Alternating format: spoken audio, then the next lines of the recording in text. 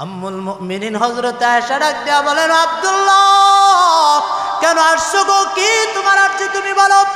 হযরত আব্দুল্লাহ ডাক দিয়া বলে, আম্মা জান, ওই যে আপনার ঘর, যেই ঘরের ভিতরে আল্লাহর নবী শুয়েছেন, হযরত আবু বকর শুয়েছেন, আর একটা কবর হলো হযরত ঈসার, আর একটা কবর তো আপনার জন্য রাখছেন। ও আম্মা জান, সন্তান হইয়া বাবার একটা আরজি ভিক্ষুকের মতো নিয়া আপনার কাছে আসছে গো আম্মা জান। ও আম্মা জান, বাবার আরজি নিয়ে সন্তান আইছে। ও আম্মা জান, আপনি কি আরজিটা কবুল করবেন নি? আমার বাবা আল্লাহর নবীর কাছে শুইতে চায়। এই কথা বলে যখন আব্দুল্লাহ কেঁদে দিল, আম্মা জান উম্মুল মুমিনিন, আম্মা জান হযরত আয়েশা সিদ্দিকা রাদিয়াল্লাহু তাআলা ডাক দিয়ে বলে, আব্দুল্লাহ আর কাঁদিস না রে আব্দুল্লাহ। ওই জায়গার ভিতরে বিশ্ব নবীর পায়ের কাছে আমি আয়েশাকে মানাই না, ওই জায়গার ভিতরে তোমার বাবা হযরতে উমরকেই মানায়। আল্লাহর নবীর সাহাবী হযরত উমর দোয়া করছেন, আল্লাহুম্মা রযুকনা শাহাদাতান ফি সাবিলিক ওয়াজআল মাউত ফি বালাদি রাসূলিক। ওগো আল্লাহ, তুমি আমাকে শাহাদাতের মৃত্যু দিও, আয় আল্লাহ রাসূলের দেশে আমাকে মৃত্যু দিও। এই যে দোয়া করলেন, আল্লাহ তাআলা দোয়া কবুল করলেন। আম্মা জান হযরতে আয়েশা আব্দুল্লাহকে বলে দিলেন, আব্দুল্লাহ যাও, তোমার বাবা ওমরকে সান্ত্বনা দিয়া দাও। উম্মুল মুমিনিন সেখানে শুইবে না, রাসূলের সঙ্গে একমাত্র হযরত উমরকেই মানায়। আমি আয়েশা সেই জান্নাতুল বাকিতে শুইব, আর তোমার আব্বাকে রাসূলের সঙ্গে শোয়া দাও। আল্লাহ রাব্বুল আলামিন বলেন, বান্দা আমার নিয়ামত পাওয়ার পরে যদি তুমি আমার নিয়ামতের কৃতজ্ঞতা আদায় করো, আমার প্রত্যেকটা নিয়ামত যদি তুমি তোমার জায়গা থেকে যদি সঠিকভাবে আদায় করো, আমি আল্লাহ তাআলা তোমার নিয়ামতের পরিপূর্ণ, আমি আল্লাহ পাক তোমার উপরে যেই নিয়ামত দান করেছি, এই নিয়ামতের যদি শুকর আদায় করতে পারো, আমি আল্লাহ তাআলা নিয়ামতের পরিপূর্ণ যাজা দান করব। এটা কার কথা? আল্লাহ তাআলার কথা। আল্লাহ বলেন, বান্দা আমার প্রত্যেকটা জিনিসের শুকর আদায় করো। শুধু দুনিয়ার জরুরত হাসিল করার জন্য যে জিনিসগুলা দিয়েছি, তোমার দুনিয়ার প্রয়োজনগুলা, এইগুলারই শুধু শুকর আদায় করবে না। আমি আল্লাহ পাক তোমাকে যে এক ফোঁটা নাপাক পানির থেকে এত সুন্দর আকার আকৃতি দিয়ে, অঙ্গ প্রত্যঙ্গ দিয়ে সুন্দর সুষ্ঠ সবল মানুষ হিসাবে দুনিয়ার পৃথিবীর জমিনের ভিতরে সমস্ত মাখলুকাতের ভিতরে শ্রেষ্ঠত্ব দান করে, যে তোমাকে সৃষ্টিজীবের ভিতরে শ্রেষ্ঠত্ব দান করে খুলিকাল ইনসান, ইনসান বানিয়ে যে আমি আল্লাহ পাক তোমাকে প্রেরণ করতে পেরেছি, এটার জন্য কি করো বান্দা, শুকর আদায় করো। আল্লাহ রাব্বুল আলামিন দেখা যায় দুনিয়ার ভিতরে যখন মার গর্ভে থেকে সন্তান দুনিয়ার মধ্যে আসে, অনেক সময় দেখা যায় কোনো সন্তানের একটা হাত থাকে না, একটা পা থাকে না, একটা চক্ষু নষ্ট থাকে, কারো ডান হাত নষ্ট থাকে, কারো বাম হাত নষ্ট থাকে, কারো একটা পাও নষ্ট থাকে, কারো একটা চক্ষু নষ্ট থাকে, কারো একটা শ্রবণ শক্তি কর্ণ পর্যন্ত নষ্ট থাকে। এই জন্যে মুসলমান বাবাজিরা, শুধু তাই নয়, এমনও মানুষ আছে দুনিয়ার ভিতরে যারা জমিনের মধ্যে আসার পরে আল্লাহ তাআলা তাকে দেখার জন্য দুইটা চক্ষু দিয়েছেন এবং চলার জন্য দুইটা পা দিয়েছেন, ধরার জন্য দুনিয়ার জরুরতের কাজের ব্যবহারের জন্য আল্লাহ তাআলা দুইটা হাত পর্যন্ত দিয়েছেন, এবং জরুরি কথা শোনার জন্য আল্লাহ তাআলা শ্রবণ শক্তি দুইটা কর্ণ সুস্থ দান করে দিয়েছেন। এমনও মানুষ আছে কিন্তু বলার জন্য আল্লাহ তাআলা তাকে বাক শক্তি দেয় নাই। আছে কি না এরকম মানুষ? বহু আছে। হাত সুন্দর, পা সুন্দর, দুইটা চক্ষু আছে, দুইটা কর্ণ আছে, হ্যাঁ সব কিছু অঙ্গ প্রত্যঙ্গ ঠিক আছে, কিন্তু কথা বলার বাক শক্তি নেই। এই জন্যে কবি বলেন, জবাতা বুআদ্দার দাহা জায়গির, জবাতা বুআদ্দার দাহা জায়গির, সানায়ে মুহাম্মদ বুআদ্দিল পেজির, হাবিবে খুদা আশরাফে আম্বিয়া, কে আরশে মজিদাস বুআদ মুত্তাকা, কে আরশে মাজিদ আসবো মুত্তাকা। আল্লামা ফরিদউদ্দিন আত্তার রহমাতুল্লাহি আলাইহি বলেন, আল্লাহ তাআলার যত নিয়ামত আছে রে বান্দা, তোমাকে যে কথা বলার জন্য একটা জবান দিবেন, এই জবানেরও তো তুমি শুকর আদায় করে শেষ করতে পারবা না। কারণ জবান দিয়া যে কোনো মুহূর্তে অনেক মানুষ আছে আল্লাহ তাআলার কাছে এই জবানটা এত দামি হয়ে গেছে, যেই জবান দিয়া যা বলে আল্লাহ তাআলা তাই শুনে, ঠিক না বেঠিক? আল্লাহ তাআলার কাছে জবান দিয়া যা বলে তাই কিন্তু আল্লাহ আরশে আজিমের মালিক তাই কিন্তু শুনে, কারণ জবানটাকে সে পবিত্র বানায়া ফেলাইছে। হযরতে নূহ পয়গম্বর ৯৫০ বছর কালিমার দাওয়াত দেওয়ার পরে যখন ৪০ জন মানুষ যখন নাকি তার দিন গ্রহণ করলো, আল্লাহ তাআলার পক্ষ থেকে যেই দেওয়া দিন, নূহ পয়গম্বর একদিন ২ দিন ৩ দিন নয়, এই ৯৫০ বছর দাওয়াত দেওয়ার পরে মাত্র ৪০ জন মানুষ তার প্রতি ঈমান এনেছিল। এক আল্লাহকে যারা বিশ্বাস স্থাপন করেছিল, হযরতে নূহ পয়গম্বরকে নবী হিসাবে মেনেছিল। কিন্তু হযরতে নূহ পয়গম্বরকে সে যখন তার কওমকে, যখন তার জাতিকে কালিমার দাওয়াত দিতে শুরু করলো, তার কওমেরা তাকে আঘাত করতে শুরু করলো, বিভিন্নভাবে তাকে প্রহার করতে শুরু করলো, তাকে নবী হিসাবে মানে নাই। এই জন্য হযরতে নূহ আলাইহিস সালাম আল্লাহ রাব্বুল আলামিনের কাছে দোয়া করেন, ও আল্লাহ তাআলা, এদেরকেও তুমি ছাইরো না, এদের ঘর বাড়ি পর্যন্ত তুমি কি করো না, ছেড়ো না। আল্লাহ তাআলার কাছে যখন হযরতে নূহ পয়গম্বর যখন এই দোয়া করলেন, এই দোয়া করার পরে আল্লাহ তাআলার কাছে নবীদের জবান তো হলো পবিত্র জবান, পবিত্র জবান দিয়া যখন নাকি হযরতে নূহ পয়গম্বর আল্লাহ তাআলার কাছে বললেন, ও পয়গম্বর, ও আল্লাহ তাআলা, তুমি তাদেরকেও ছাইরো না এবং তাদের ঘর বাড়ি পর্যন্ত কি ছেড়ে দিও না। এই দোয়া করার সঙ্গে সঙ্গে আল্লাহ রাব্বুল আলামিন দোয়াটা কবুল করলেন। দোয়া কবুল করার পরে কোরআনের ভিতরে ঘটনা আসছে, হযরতে নূহ পয়গম্বরকে আল্লাহ তাআলা বললেন, ও পয়গম্বর, আপনি একটি কিস্তি বানান, আর এই কিস্তি বানানোর পরে আপনাকে যারা নবী হিসাবে মেনেছে, আমি আল্লাহকে যারা এক আল্লাহ হিসাবে মেনেছে, আপনাকে যারা নবী হিসাবে মেনেছে, তাদেরকে নিয়ে আপনি কিস্তির মধ্যে উঠে যাবেন।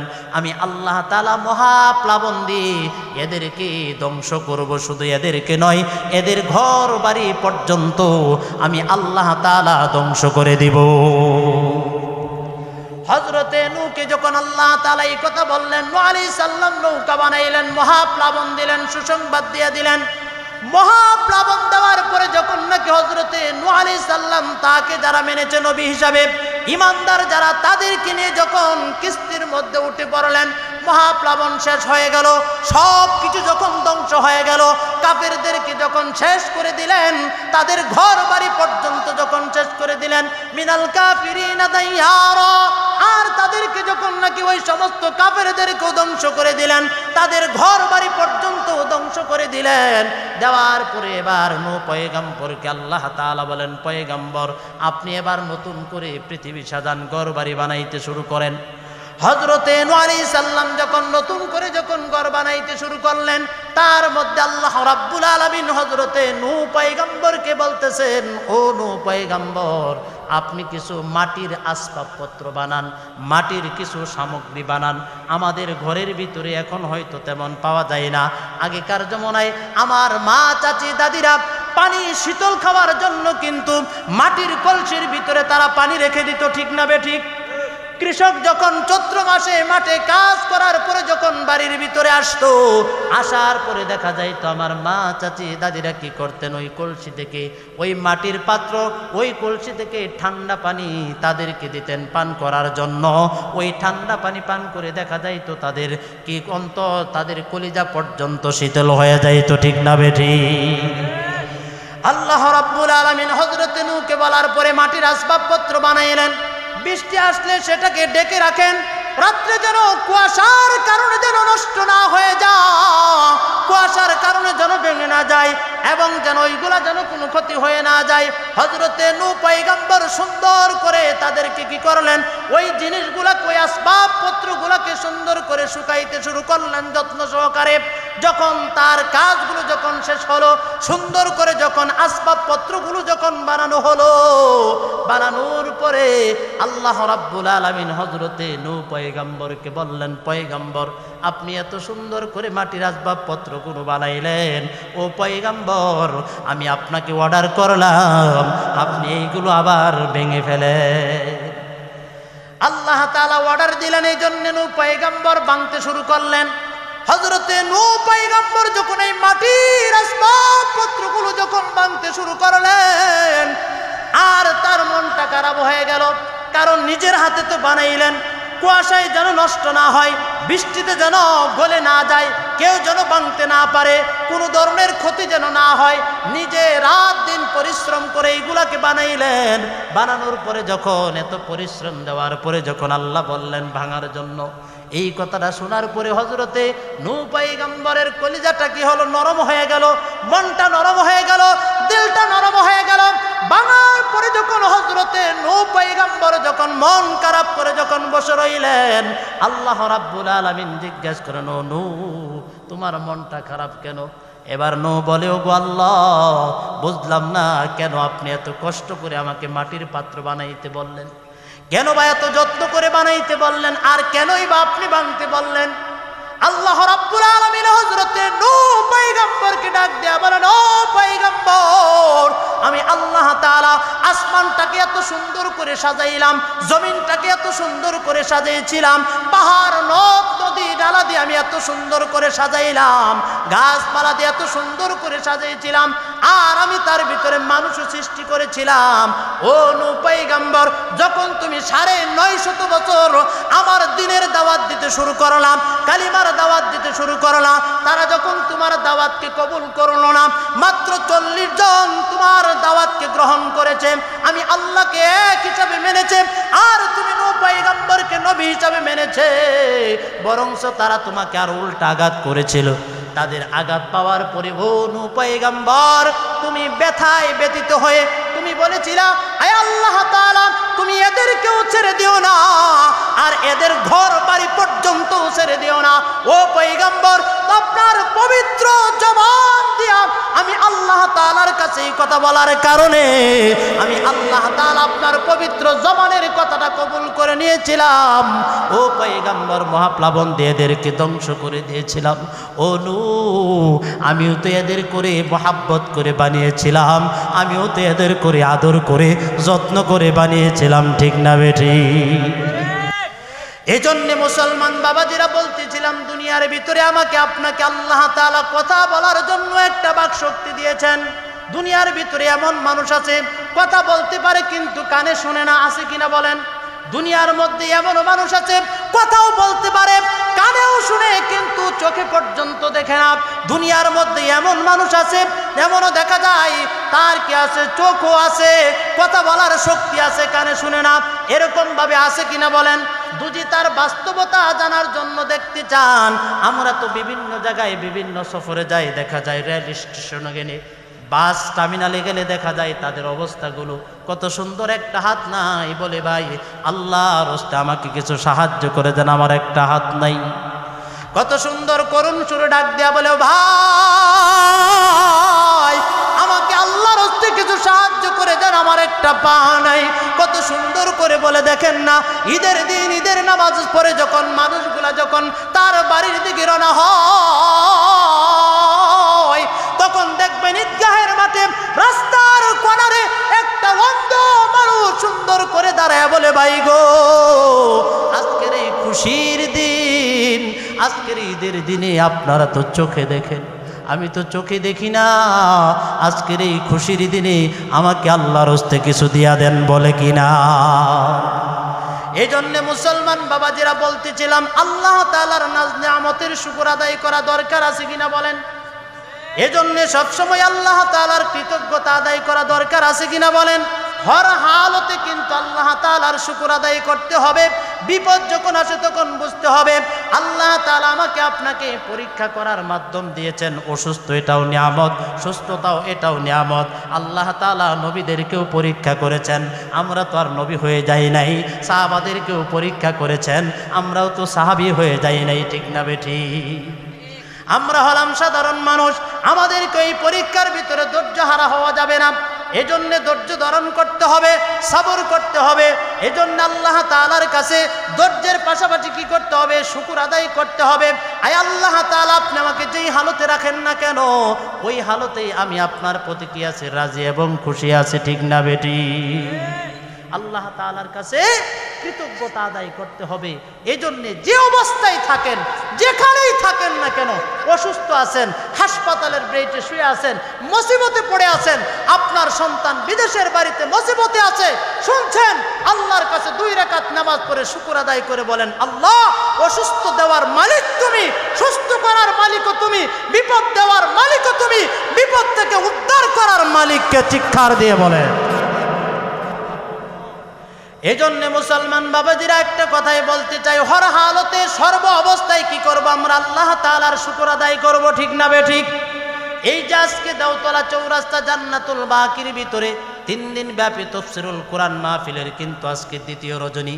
একদিন কিন্তু চলে গেছে, আজকে দ্বিতীয় দিন, সামনে আরেক দিন আছে। এই 3 দিন, আজকে হলো শনিবার, কালকে রবিবার, সোমবার দিন যদি যারা ওয়াজ শুনে নাই, সম্মেলন শুনে নাই, তারা যদি জান্নাতুল বাকির খতিব সাহেবকে আয় যদি বলেন, হুজুর আমরা তো 3 দিন শুনতে পারি নাই, সভাপতিকে যদি বলেন, হুজুর আমরা শুনতে পারি নাই, আবার ব্যবস্থা করেন। বলেন তো আপনারা, এটা কি তাদের 2 জনের দ্বারা সম্ভব হবে কি না? সম্ভব হবে? এই জন্য বলছেন, আজগা কাম কাল কর না ঢাল, আজকের কাজ কালকের জন্য রেখে দিও না। আজকের ওয়াজ আমাকে আজকেই শুনতে হবে, আজকের নসিহত আমাকে আজকেই শুনতে হবে, আজকে আমাকে পরিপূর্ণ তওবা করতে হবে, আজকে আমাকে ইসলাহি হতে হবে। আজকে যারা আসবেন, এক একটা ফুল থেকে যদি আমরা তো বিভিন্ন জায়গায় ওয়াজে যাই, জীবনের 40 বছর 50-60 বছর জীবনে বহু বক্তাদের ওয়াজ শুনেছি, বহু নসিহত শুনেছি, কিন্তু ডান কান দিয়ে শুনি, বাম কান দিয়ে এটা শেষ করে দেই। একটা বার নিজেকে ইসলাহিয়াতের নেতে, নিজেকে পরিবর্তনের নিয়তে যদি আমরা এক একটা ওয়াজ থেকে যদি, এক একটা বক্তার কাছ থেকে এক একটা কথা যদি আমরা মানতে পারতাম, তাহলে আমি মনে করি যে মানুষটা 50 বছর ধরে ওয়াজ শুনতেছে, তার মতো বুজুর্গ, তার মতো আল্লাহওয়ালা, তার মতো দিনদারিত্বওয়ালা, তার মতো নেককার, তার মতো সালেহ বান্দা আসমানের নিচে, জমিনের উপরে আর একজনও থাকবে না, ঠিক না বেঠিক? কারণ শুনতে হবে, শোনার পাশাপাশি মানারও নিয়ত থাকতে হবে, ঠিক না বেঠিক? নিয়ত তো আমাদের বুড়া বক্তা। স্টেজে যাওয়ার আগে চিন্তা করি, বক্তা কিরকম, সুরটা কিরকম, হাসাইতে পারেনি, হ্যাঁ ডঙাইতে পারেনি, হ্যাঁ বিভিন্ন ধরনের গল্প দিয়ে আমাদেরকে হাসাইতে পারেনি। এবার বলেন তো, এই জায়গাগুলা কি হাসি ঠাট্টার জায়গা? এই জায়গাগুলা কি মজাক করার জায়গা? এই জায়গা হলো নসিহতের জায়গা, এই জায়গা হলো ইসলাহের জায়গা, এই জায়গা হলো জীবন পরিবর্তনের জায়গা। এই চেয়ারগুলো আমাদেরকে হাসি গল্প শোনানোর জন্য নয়, এই চেয়ারগুলো হলো আমাদের বড়রা যারা ছিলেন তাদের এই চেয়ার। এই চেয়ারের দায়িত্ব আল্লাহর নবীর থেকে আস্তে আস্তে এই পর্যন্ত ইন্নাল উলামা ওয়ারাসাতুল আম্বিয়া, নবীর ওয়ারিস যারা উলামা ইকরাম, তাদের কাছ পর্যন্ত এই চেয়ারের দায়িত্ব আসছে। এই চেয়ার থেকে একটাই এলান হবে, সেটা হলো মুসলমানের ঈমানকে স্থায়ী করার এলান, ঠিক না বেটে? এজন্য মুসলমান ভাবে যারা খুব সাবধান থাকতে হবে, আমাদেরকে সহি তরিকায় নিজেকে পরিবর্তনের নিয়তে, নিজেকে ইসলাহিয়াতের নিয়তে আমাদেরকে এই সমস্ত জায়গায় আসতে হবে। হ্যাঁ, বিভিন্ন ধরনের হাসি ঠাট্টা জিনিস শোনার জন্য নয়, ঠিক না বেঠিক? প্রাসঙ্গিক অনেক কথাই বলে ফেলেছি, আসলে আমার এটা মূল বিষয় ছিল না, তারপরে কেমনে জানি আল্লাহ পাক দিয়ে দিয়েছেন, এজন্য বলতেছি। আমি আপনাদের খেদমতে কুরআনুল কারীম থেকে একখানা আয়াতে কারিমা তেলাওয়াত করেছি, যেই আয়াতের প্রাসঙ্গিক একখানা রাসূল আকরাম সাল্লাল্লাহু আলাইহি সাল্লামের পক্ষ থেকে ছোট্ট একখানা হাদিসে পাক তেলাওয়াত করেছি। যদি আল্লাহ তাআলা তৌফিক দেন, এই আয়াতকে রেখে এবং হাদিসটা রেখেই সামনে বলার চেষ্টা করব। যে আয়াতে কারিমা তেলাওয়াত করেছি সূরাতুন নাহল এর 90 নম্বর আয়াত, কুরআন শরীফের সিরিয়াল অনুযায়ী 16 নম্বর সূরা। এই সূরার ভিতর থেকে, এই আয়াতের মধ্য থেকে আল্লাহ তাআলা আমাদেরকে 6টা জিনিসের কথা বলেছেন। কয়টা? মুখ খুলতে হবে এখন। কয়টা জিনিসের কথা? 6টা জিনিসের কথা বলেছেন। আল্লাহ তাআলা বলেন, ইন্নাল্লাহা ইয়া'মুরু বিল আদলি ওয়াল ইহসানি ওয়া ইতাই যিল কুরবা ওয়া ইয়ানহা আনিল ফাহশাই ওয়াল মুনকার ইয়াইদুকুম লাআল্লাকুম তাযাক্কারুন। আল্লাহ তাআলা এই আয়াতের ভিতরে প্রথম তিনটা জিনিস আদেশ করেছেন, এই তিনটা জিনিস তোমরা করো। আর আয়াতের শেষ অংশে আল্লাহ তাআলা তিনটা জিনিসকে বলেছেন তোমরা এই তিনটা জিনিস করো না। এই ছয়টা বিষয় সম্পর্কে বলার মতো সময় আমার কাছেও নাই, শোনার মতো সময় আপনাদেরও নাই, কারণ সামনে এশার নামাজ আছে, ঠিক না? তবে কিছু বলার চেষ্টা করব যতটুকুন সময় পাওয়া যায়, ইনশাআল্লাহ ধৈর্য সহকারে শুনবেন না?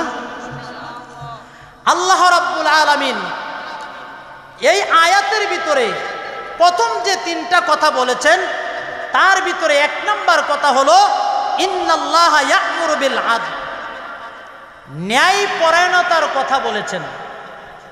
তোমরা কি করো? ন্যায় পরায়ণতা করো।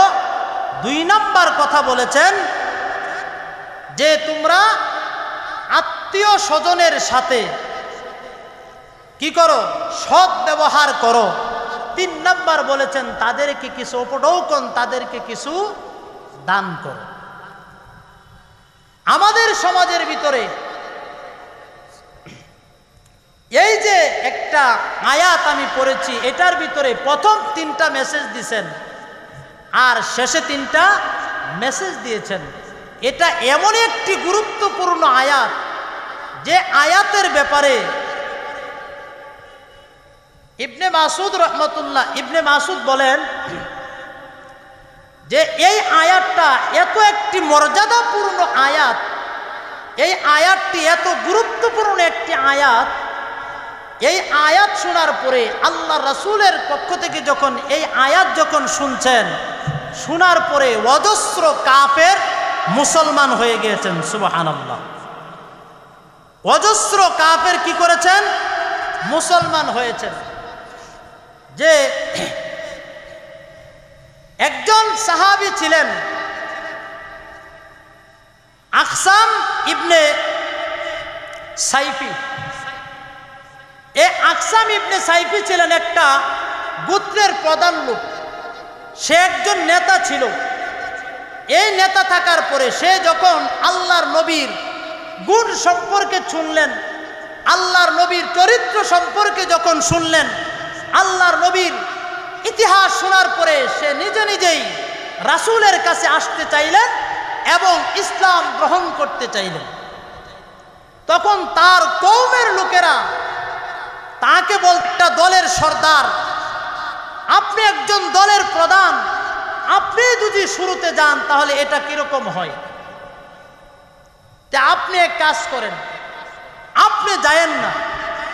তা আকসাম ইবনে সাইফি বলেন যে তাহলে ঠিক আছে, তোমাদের পক্ষ থেকে দুইজন যাও, যাওয়ার পরে তার কাছ থেকে সব কিছু তথ্য নিয়ে আসো। আকসামের পক্ষ থেকে যখন দুইজনকে প্রতিনিধি করে যখন নাকি আল্লাহর নবীর কাছে পাঠানো হলো, পাঠানোর উপরে এবার দুইজন আল্লাহর নবীর কাছে গেলেন।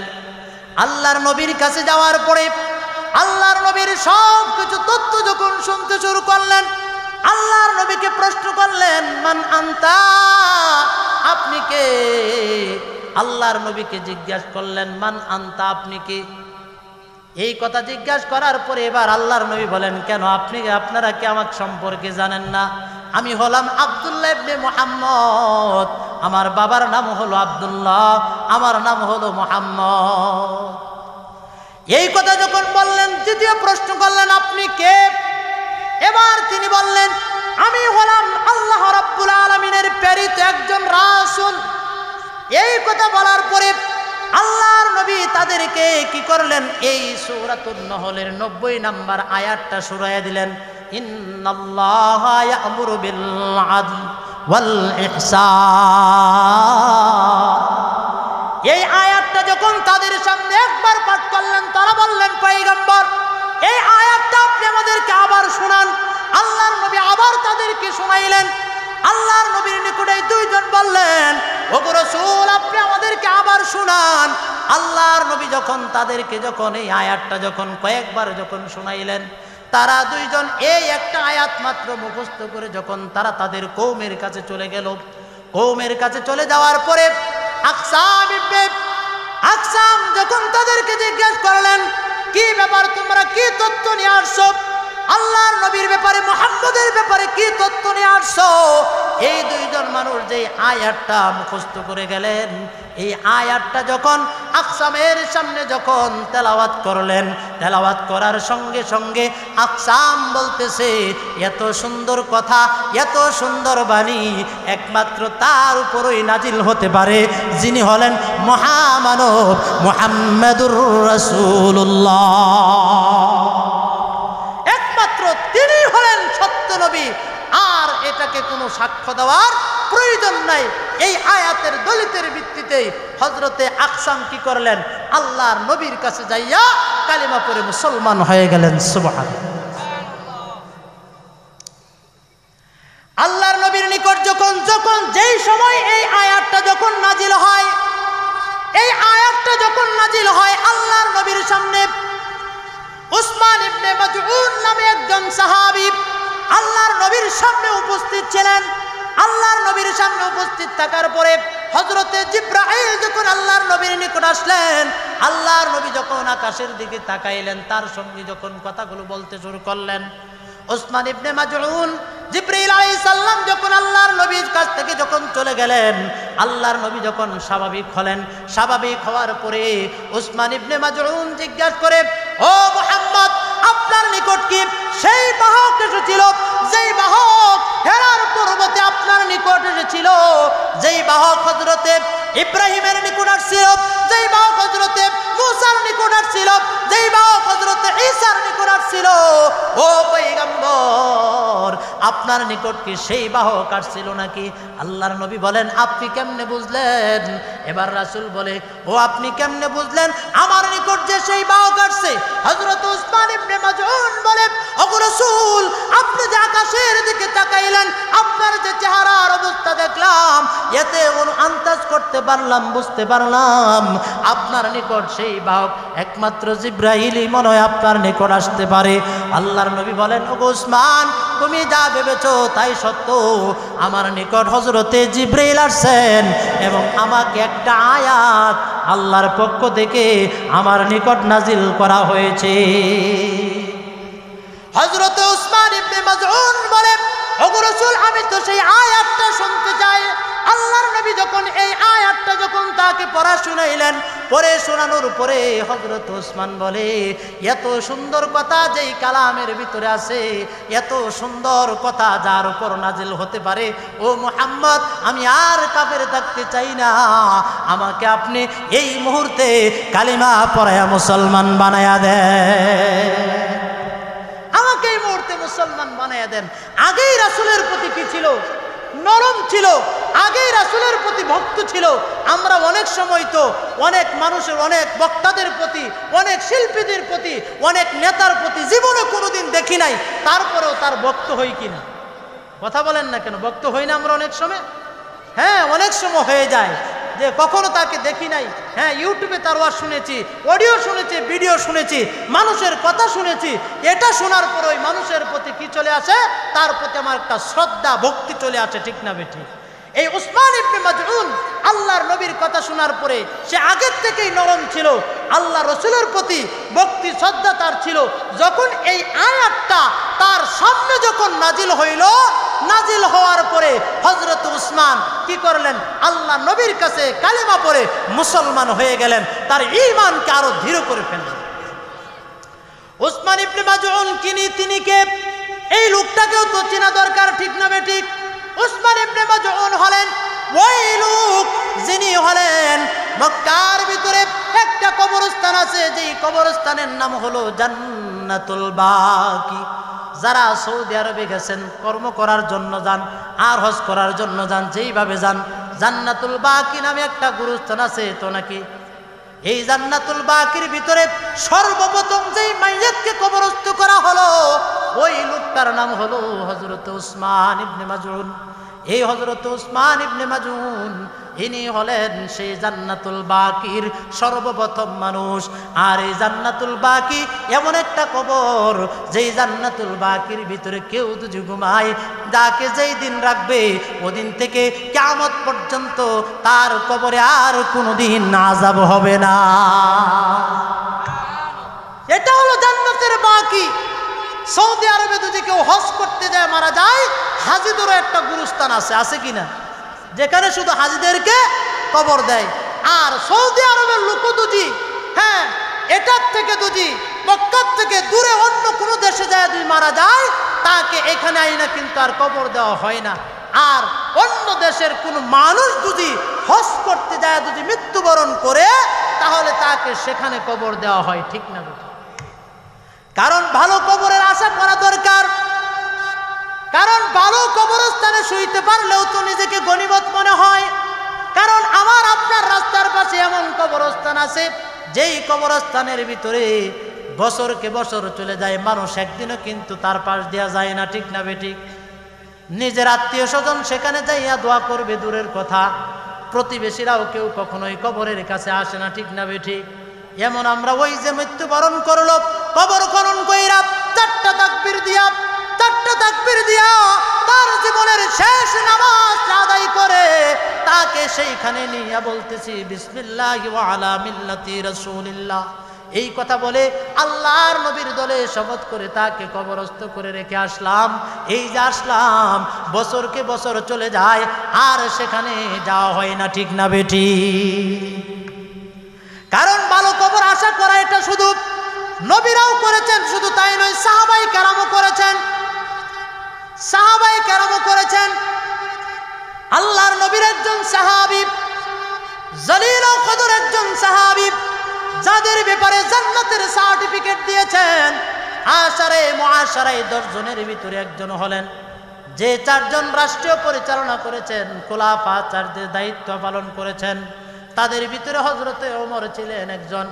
এই হযরতে ওমরও কিন্তু আল্লাহর নবী আল্লাহ তাআলার কাছে দোয়া করতেন, আল্লাহুম্মা রযুকনা শাহাদাতান ফি সাবিলিক ওয়াজআল মাউতি ফি বালাদি রাসূলিক। হযরতে ওমর দোয়া করতেন, আয় আল্লাহ তাআলা, আপনি আমাকে শাহাদাতের মৃত্যু দিয়েন। আর 2 নম্বর দোয়া করতেন, আয় আল্লাহ তাআলা, রাসূলের দেশে, রাসূলের শহরে আমাকে মৃত্যু দান করেন। এই 2টা দোয়া কিন্তু হযরত ওমর নিজে করতেন। আল্লাহ তাআলার এই মকবুল বান্দা, আল্লাহ তাআলার নবীর একজন প্রিয় সাহাবী হযরত ওমর নিজে এই দোয়া করতেন। কিন্তু আল্লাহ তাআলার কাছে দোয়া করার কারণে হযরত ওমর যখন খলিফাতুল মুসলিমিন ছিলেন, খেলাফতের দায়িত্ব যখন পালন করেন, খেলাফতের দায়িত্ব পালন করা অবস্থায় একজন কাফের এসে হযরত ওমরের পেটের মধ্যে ছুরি দ্বারা আঘাত করে, ছুরি দ্বারা আঘাত করার পরে হযরত ওমরের খাদ্যনলী কেটে যায়। খাদ্যনলী কেটে যাওয়ার পরে হযরত ওমরকে এবার যখন হাকিম আনা হলো, হাকিম আনার পরে এবার তাকে যখন দেখানো হলো, হাকিম বলতেছে, আমিরুল মুমিনিন, আপনার পরবর্তী আমির নিযুক্ত করেন, আপনার পরবর্তী একজন খলিফা নিযুক্ত করেন। আপনি মনে হয় আর টিকবেন না, কারণ কাফের যে আপনাকে পেটের মধ্যে আঘাত করেছে, এই আঘাতের কারণে আপনার খাদ্যনলী কেটে গিয়েছে। হযরত ওমরকে এই কথা বলার সঙ্গে সঙ্গে হযরত ওমর এবার শুকর আদায় করতেছেন, আলহামদুলিল্লাহ, আয় আল্লাহ, তুমি আমাকে শাহাদাতের মৃত্যু দিয়েছো, কারণ কাফের আমাকে আঘাত করেছে, কাফেরের খদ্দরের আঘাতের কারণে আমার খাদ্যনলী কেটে গিয়েছে, আর এটা কাটার কারণে আমার মৃত্যু হবে। আয় আল্লাহ, তুমি আমাকে শাহাদাতের মৃত্যু দান করতেছো। আর 2 নাম্বার হলো রাসূলের শহরে আমাকে মৃত্যু দান করো। কিন্তু হযরত ওমর যখন এটা খুশি হয়ে গেলেন, আল্লাহর শুকর আদায় করতে শুরু করলেন। আরেকটা জিনিস কি করলেন, আদায় করতে চাইলেন, চিন্তা করলেন, দেখি মৃত্যুটা যদি শাহাদাতের হয় আর আমার কবরটাও যদি ভালো মানুষের সঙ্গে হয়। ভালো মানুষ কেটা? তো ভালো মানুষ হলো আল্লাহ তাআলা এত সুন্দর আসমান বানাইলেন, এত সুন্দর জমিন বানাইলেন, এত সুন্দর কারুকার্য করে, এত কুল কায়নাত সুন্দর করে সাজাইলেন, যার কারণে তিনি হলেন মহামানব মুহাম্মাদুর রাসূলুল্লাহ। ওই রাসূলের সঙ্গে নাকি আম্মাজান আয়েশার ঘরের ভিতরে শোয়া যায়। কারণ ওই জায়গার ভিতরে 4 জনের কবর। আল্লাহর নবী শুইলেন, হযরতে আবু বকর শুইলেন, আর আরেকজন নবী পরে আসবে হযরতে ঈসা আলাইহিস সালাম, তার কবর সেখানে হবে। আরেকটা কবরের জায়গা বাকি আছে, সেটা হলো আম্মা জান হযরত আয়েশা সিদ্দিকা রাদিয়াল্লাহু তাআলা আনহার জায়গা। কিন্তু চিন্তা করলেন হযরত ওমর চাইতেছে চেষ্টা করে দেখি ওই জায়গার ভিতরে আল্লাহর নবীর সঙ্গে শোয়া যায়। সন্তান আব্দুল্লাহকে ডাক দিয়া কয়, আব্দুল্লাহ রে, ওরে আব্দুল্লাহ আয় আয় বাবা আমার কাছে আয়। আব্দুল্লাহ যখন আসলেন, আসার পরে বলতেছে, ওরে আব্দুল্লাহ, আম্মা জান হযরতে আয়েশার কাছে যাও, যা বলো উম্মুল মুমিনিন, আমার আব্বাকে তো কাফির কুন্দর মেরেছে, আমার আব্বা মনে হয় আর বেশি দিন দুনিয়াতে থাকবে না, কিন্তু আমার আব্বার শেষ ইচ্ছা হলো আল্লাহর নবীর সঙ্গে আপনার ঘরের মধ্যে একটু শুইতে চায়।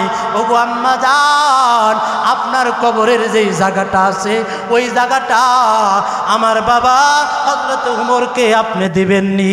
হযরত ওমর যখন আব্দুল্লাহকে ডাক দিয়ে আরজি পেশ করলেন, আব্দুল্লাহ বাবার আশা নিয়ে একটা দৌড় দিয়া আম্মা জানের কাছে হাজির হয়ে গেলেন। উম্মুল মুমিনিন আম্মা জান হযরতে আয়েশার কাছে ঘরের কাছে যায় যখন ডাক দিলেন, আম্মা জান বাবার একটা আরজি নিয়া ভিক্ষুকের মতো আপনার কাছে সন্তান আইছে। উম্মুল মুমিনিন হযরতে আয়েশা ডাক দিয়া বলেন, আব্দুল্লাহ কেন আসছো গো, কি তোমার আরজি তুমি বলো। হযরতে আব্দুল্লাহ ডাক দিয়া বলে, আম্মা জান ওই যে আপনার ঘর, যেই ঘরের ভিতরে আল্লাহর নবী শুইছেন, হযরতে আবু বকর শুইছেন, আর একটা কবর হলো হযরতে ঈসার, আরেকটা কবর তো আপনার জন্য রাখছেন। ও আম্মা জান, সন্তান হইয়া বাবার একটা আরজি ভিক্ষুকের মতো নিয়া আপনার কাছে আসছে গো আম্মা জান। ও আম্মা জান, বাবার আরজি নিয়ে সন্তান আইছে। ও আম্মা জান, আপনি কি আরজিটা কবুল করবেননি? আমার বাবা আল্লাহর নবীর কাছে শুইতে চায়। এই কথা বলে যখন আব্দুল্লাহ কেঁদে দিল, আম্মা জান উম্মুল মুমিনিন আম্মা জান হযরতে আয়েশা সিদ্দিকা রাদিয়াল্লাহু তাআলা ডাক দিয়ে বলে, আব্দুল্লাহ আর কাঁদিস না রে আব্দুল্লাহ, ওই জায়গার ভিতরে বিশ্ব নবীর পায়ের কাছে আমি আয়েশাকে মানাই না, ওই জায়গার ভিতরে তোমার বাবা হযরতে উমরকেই মানায়। আল্লাহর নবীর সাহাবী হযরত ওমর দোয়া করছেন, আল্লাহুম্মা রযুকনা শাহাদাতান ফি সাবিলিক ওয়াজআল মাউত ফি বালাদি রাসূলিক। ওগো আল্লাহ, তুমি আমাকে শাহাদাতের মৃত্যু দিও, আয় আল্লাহ রাসূলের দেশে আমাকে মৃত্যু দিও। এই যে দোয়া করলেন, আল্লাহ তাআলা দোয়া কবুল করলেন। আম্মা জান হযরতে আয়েশা আব্দুল্লাহকে বলে দিলেন, আব্দুল্লাহ যাও, তোমার বাবা ওমরকে সান্ত্বনা দেয়া দাও। উম্মুল মুমিনিন সেখানে শুইবে না, রাসূলের সঙ্গে একমাত্র হযরত ওমরকেই মানায়। আমি আয়েশা সেই জান্নাতুল বাকিতে শুইব, আর তোমার আব্বাকে রাসূলের সঙ্গে শোয়া দাও। তাহলে ভালো কবরের মধ্যে শোয়া তো আমাদের তা আশা দরকার, নাকি বলেন? শুধু আমরা কেমনে আশা করব? আমাদের একজন জাতীয় কবি ছিলেন কবি নজরুল, তিনিও তো আশা করেছেন, মসজিদের পাশে আমায় কবর দিও ভাই, সকাল সন্ধ্যা যেন আজান শুনতে পাই। কবিতাটা পড়েছেন তো নাকি? মনে হয় এটা নতুন শুনছেন আমার কাছ থেকে। নতুন শুনছেন? হ্যাঁ শুনছেন না? আরো একজন কবি হওয়ার পরে যদি সেও চেয়েছে কবরটা যেন মসজিদের কাছে হয়, আর আজকে আমাদের অবস্থা দেখেন, এখানে একটা কবর, ওখানে আরেকটা কবর, ওখানে দুইটা কবর, ওখানে তিনটা কবর। কারণ কোন সময় দেখা যায় আপনি কবরে শুইলেন, এমন একটা আমরা এমনও কবর শুই যেখানে দেখেন আমরা মুসলমান, আমরা কতটুক দয়া করি, ফাঁস টেঙে মরে, বিভিন্নভাবে আত্মহত্যা করে, বিভিন্নভাবে ইন্তিকাল করে, এদেরকেও দেখা যায় মুসলিম কবরের ভিতরে এদেরকেও দাফন করা হয়, ঠিক না বেঠে? কিন্তু আমার আপনার কবরটা যেখানে হবে, ওই কবরের মধ্যে যদি মনে করেন 20 জন কবরবাসী শুয়ে আছে, সেখানে আপনি শুইলেন, সবাই যদি বেনামাজি হয়, আপনিও যদি বেনামাজি হন, তাহলে অবস্থাটা কি হবে? একটা বারও কি চিন্তা করে দেখলেন? হ্যাঁ, চিন্তা করার বিষয় কিনা বলেন? এজন্যে কবরটা রাস্তার কিনারে হোক, চিন্তা করে বিশ্ব রোডের সাথে কবর দিমু, একটা কবরের জন্য দিতে গেলে তো একটা দোকানের জায়গা মায়ের, আর একটা দোকানের জায়গা মায়ের হইলে বর্তমান না হইলেও 5 থেকে 6 লক্ষ টাকার জায়গা নষ্ট হয়ে যাবে, ঠিক না বেঠিক? কিন্তু কবরটা যদি আমার রাস্তার পাশে হয়, মসজিদের কিনারে হয়, মাদ্রাসার কাছে হয়, ভালো গুরুস্থানে যদি শুইতে পারেন, হ্যাঁ একদিন না একদিন দেখা যাবে, প্রতিনিয়ত দেখা যাবে কেউ না কেউ এসে আপনাদের কবরের পাশে যাইয়া সূরাতুল ফাতিহা একবার, সূরা ইখলাস পড়ে, আস্তাগফার, দুরূদ শরীফ পড়ে দোয়া করবে কিনা বলেন? একজনের জন্য দোয়া করতে আইলে সমস্ত এখানে কবরবাসী যারা সবার জন্য দোয়া করা হবে কিনা বলেন? সবার জন্য দোয়া করা হবে। এজন্য মুসলমান বাবাজিরা বলতেছিলাম, কবরটা আমাদের কি করা দরকার? রাস্তার কিনারে ভালো মানুষের সঙ্গে, মসজিদের সাথে, মাদ্রাসার সাথে, ভালো জায়গায় পারিবারিক গুরুস্থান হওয়া দরকার আছে কিনা বলেন? যদি আমরা একাকিত্ব নয়, সম্মিলিতভাবে যদি ওই গুরুস্থানে শুইতে পারি, একজনের সন্তান যদি তার মার জন্য দোয়া করতে যায়, তার বাবার জন্য যদি দোয়া করতে যায়, দেখা যায় এখানে যারা শুয়ে আছে সবাইকে আল্লাহ তাআলা একজনের উসিলা করে সবাইকে আল্লাহ পাক মাফ করে দিতে পারেন, ঠিক না বেটি? এজন্য মুসলমান বাবাজিরা বলতেছিলাম, ভালো যে মানুষটার কথা বললাম, উসমান ইবনে মাজউন হলেন সেই ব্যক্তি যিনি জান্নাতুল বাকির সর্বপ্রথম ওখানে শুয়েছেন। আর সেই উসমান ইবনে মাজউন এই আয়াতটা শোনার পরে কিন্তু পরিপূর্ণ ঈমানওয়ালা হয়ে গেলেন। আল্লাহ তাআলা এই আয়াত নাযিল করে সুন্দর করে জানায়া দিলেন, হে মানুষেরা, আল্লাহ তাআলা আয়াতের প্রথম তিনটা সুসংবাদ দিলেন, তোমরা ন্যায় পরায়ণ হও, আত্মীয়তার সাথে সৎ আচরণ করো, আর তাদের কি করো? হক আদায় করো, তাদেরকে কিছু দান খায়রাত করো, এই কথাগুলো বললেন। দ্বিতীয় অংশে আল্লাহ তাআলা 3টা কাজকে নিষেধ করতে বললেন। 1 নাম্বার বললেন, তোমরা অশ্লীল কাজ করো না, অন্যায় কাজ করো না, এবং কি গালমন্দ কাজ করো না, কার নিকট জুলুম করো না। আল্লাহ বলেন, ইয়ামবাগি, তোমরা কেউ কার উপর কি করো না? জুলুম করো না, অন্যায় করো না, অত্যাচার করো না। বদরের প্রান্তে যখন আল্লাহর নবী বিশ্ব নবী সাল্লাল্লাহু আলাইহি ওয়াসাল্লাম যুদ্ধের কাতার যখন সোজা করতেছিলেন, একজন নওজোয়ান যুবক দৌড় দিয়া সামনের দিকে চলে যান, 100 বেশি দেখাইতে যাইয়া, আবেগ বেশি দেখাইতে যাইয়া কি করে সামনের দিকে চলে যা। আল্লাহর নবীর হাতের মধ্যে একটা লাঠি ছিল, ওই লাঠি দিয়া যুবকটাকে আঘাত করলেন। এই যুবকটাকে আঘাত করার সঙ্গে সঙ্গে যুবকটা বলতে, ওগো রাসূল, আপনি তো আমার উপর জুলুম করেছেন। চিন্তা করে দেখলেন, আল্লাহর নবী যুবকটাকে কাতার সোজা করার জন্য হাতের লাঠি দিয়ে আঘাত করতেছে। আঘাত করে যখন আঘাত করলেন, আঘাত করার পরে যুবকটা বলতেছে, ওগো রাসূল, আপনি তো আমার উপর জুলুম করেছেন, আঘাত করেছেন। আল্লাহর নবী বলতেছেন, জুলুম নিয়ে জুলুমের শিকার হইয়া কবরে যাইতে চাই না। আসো যুবক, এই যে নাও আমার হাতের লাঠি তোমাকে দিয়া দিলাম, আর আমি তোমাকে যতটুকুন জোরে তোমাকে আঘাত করেছি, তুমিও আমাকে কি করো? ততটুকুন জোরে কি করো? আঘাত করো। যুবক চিন্তা করলেন, কৌশল বিনিময় করি, কারণ জিহাদের ময়দানে যাবো, বদরের প্রান্তে যুদ্ধ করতে যাব, যুদ্ধ করতে যাইয়া জীবিত আসতেও পারি, নয়তো শাহাদাত বরণ করতে পারি, এটার দ্বারা জান্নাতে হতেও পারি, নাও হতে পারি। একটু আল্লাহর নবীর সঙ্গে চাঞ্চে একটু মোলাকা করে লই, আল্লাহর নবীর গায়ের সঙ্গে একটু গাটা লাগাই লই, আল্লাহর নবীর শরীরের সঙ্গে যদি শরীরটা লাগাইতে পারি, নিঃসন্দেহে আল্লাহ তাআলা জাহান্নামের আগুনের মধ্যে তার বন্ধুর শরীরের সঙ্গে যেই শরীরটা লেগেছে, ওই শরীরটা কখনো আল্লাহ তাআলা জাহান্নামের আগুন দিয়ে পুরাইবে না। যুবকটা আশায় কি করলেন, আল্লাহর নবী যখন লাঠিটা দিলেন, আল্লাহর নবীর হাত থেকে যুবকটা লাঠিটা হাতের মধ্যে নেওয়ার পরে এবার যুবকটা ডাক দিয়ে বলো, গো রাসূল, আপনি যখন আমাকে আঘাত করলেন, আমার শরীরটা তখন খালি ছিল, আমার শরীরের মধ্যে কোনো কাপড় ছিল না, আপনার গায়ে তো কাপড় আছে। আল্লাহর নবী সুন্দর করে জামাটা সরাইয়া দিলেন।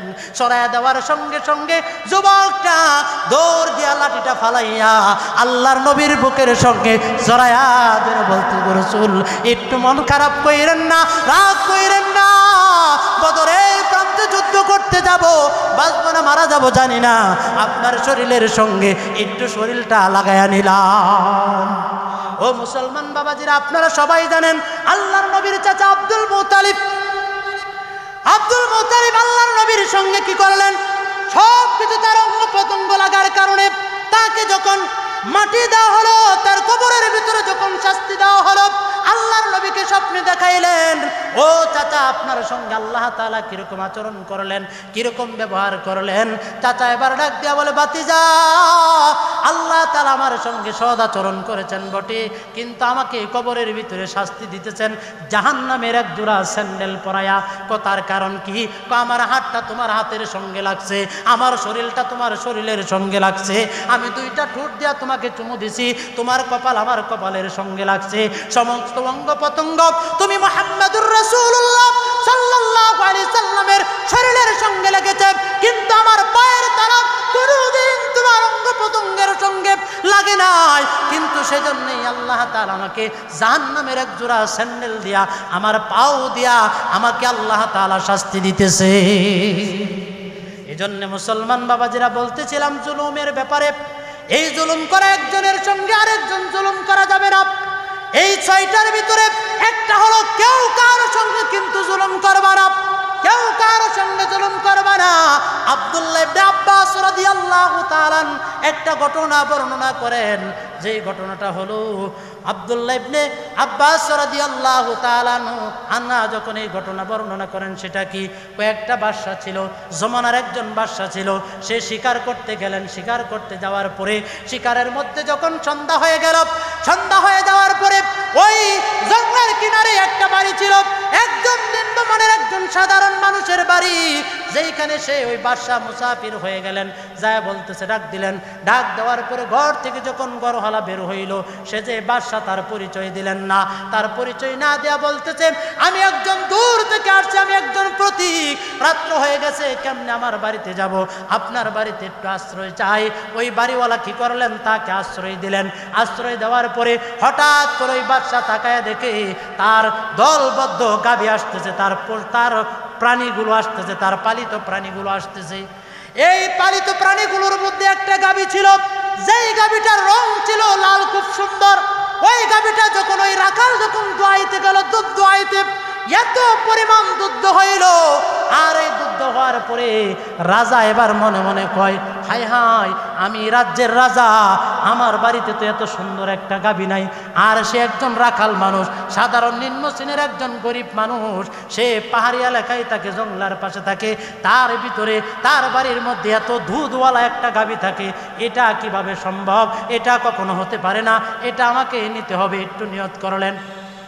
রাত্রের বেলা যখন বাদশা তার বাড়ির ভিতরে রইলেন, থাকার পরে তাকে রাত্রে বাড়িওয়ালা সুন্দর করে তাকে মেহমানদারি করলেন।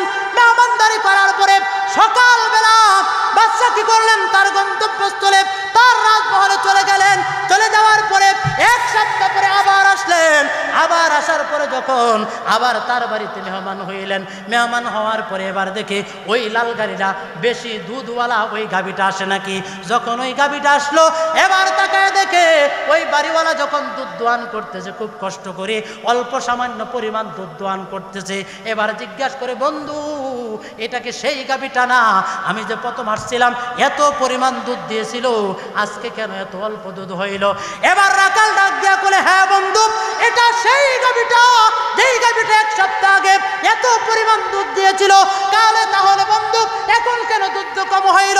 এবার রাখাল ডাক দিয়া বলে, ও বন্ধু, আমার মনে হয় আমার রাজ্যের বাদশা তার প্রজার উপর জুলুম করেছে। এই কথা যখন বললেন, বাচ্চা নিজে নিজে শর্মিন্দা হইলেন। শর্মিন্দা হওয়ার পরে রাত্রের বেলা সুন্দর করে ওযু বানায়া তাহাজ্জুদের নামাজ পড়ে আল্লাহ তাআলার কাছে দোয়া করে, আয় আল্লাহ তাআলা, মাত্র একটু নিয়ত করলাম গরুটা নেওয়ার জন্য, এই জন্যই তুমি কি করলা, গাভীর দুধ উঠায়া দিলা, বরকত নষ্ট করে দিলা। আল্লাহ, বাকি যতদিন আমাকে বাদশাহীর ভিতরে রাখবা, ততদিন একটা প্রজার উপরও জুলুম করব না। এই নিয়ত করে সকালবেলা চলে গেলেন। আবার এক সপ্তাহ পরে আসলেন। আসার পরে যখন আবার এই রাখালের বাড়িতে মেহমান হইলেন, সন্ধ্যা অপেক্ষা করতেছে।